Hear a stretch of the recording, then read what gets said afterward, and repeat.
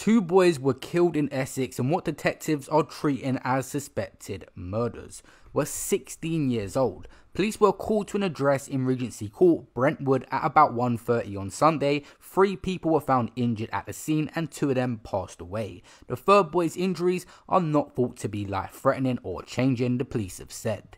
8 people were arrested on suspicion of an M charge on Monday morning and remained at the scene. The teens that passed away, known locally as Frankie Gater and Charlie, were 16 years old when their life was taken yesterday, and they died from their knife wounds in Essex, and 8 people are on suspicion for that murder. I would like to offer my sincere condolences to the family and friends of 2 teenage boys who tragically lost their lives in the early hours in Brentwood this morning.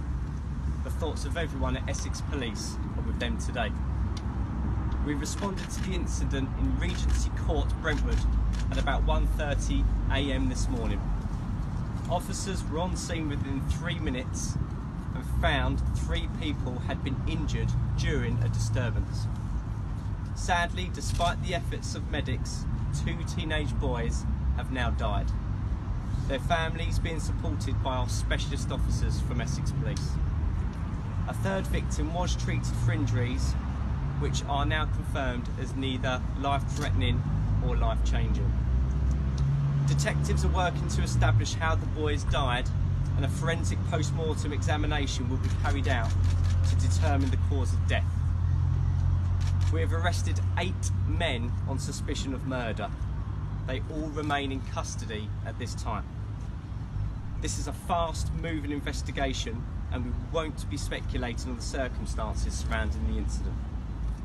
We remain open-minded as to what has occurred, but what I can say is that investigations so far suggest that this is an isolated incident and there is no wider threat to the Brentwood community.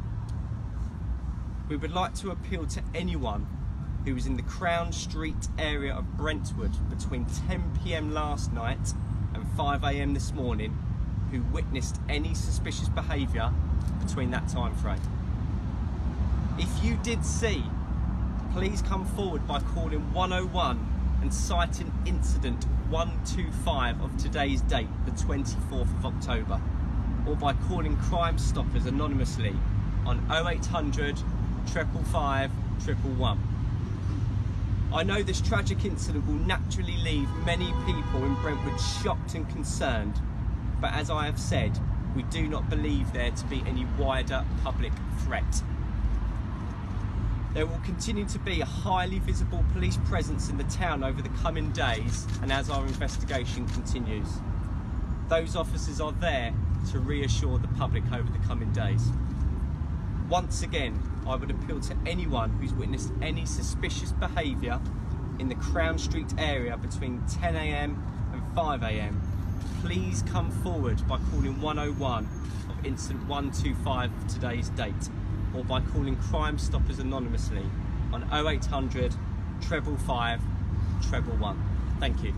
Police have launched a double murder investigation in what they described as probably a targeted attack, and now tributes have flooded in for the much-loved pair of 16-year-olds who were knifed around 1:30 AM on Sunday morning. One of Frankie's relatives took to Instagram and paid tribute to her one-of-a-kind cousin, saying words can't put into perspective how much my heart is broken. It's physically causing me pain. I've lost my cousin. I can't believe you're gone. It seems like I'm in a lost nightmare. Our whole family love you, Frankie Gater. Rest in perfect paradise. Another one of Charlie's friends said in a heartfelt tribute, I promise you, I'm going to make you so proud and I'll always be thinking of you, Charlie. You was honestly so loved by everyone. You and Frankie, of all the people, did not deserve this. We had our whole future planned together. I'm going to go do them like you're with me still. It seems 8 people were arrested, which is a lot of people. It must have just been everyone at the scene. No one was owning up to what happened. But once they get arrested and police interview them, they may switch up on each other and talk and explain. Obviously, they're young kids that are going to be scared of doing a long amount of time, especially if they had no involvement in what happened in these young boys passing.